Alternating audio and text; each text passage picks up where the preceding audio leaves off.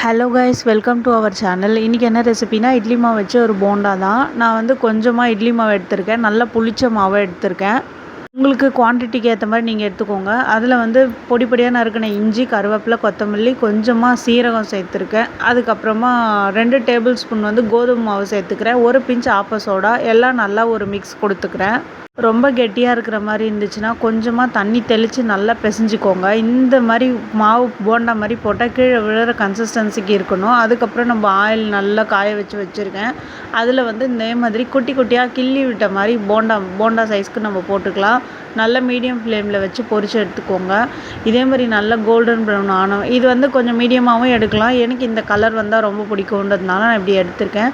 அவ்வளோதான், நம்மளோட மினி போண்டா வந்து ரெடி ஆயிடுச்சு. இது நான் வந்து கோகனட் சட்னி வச்சு சர்வ் பண்ணியிருக்கேன்.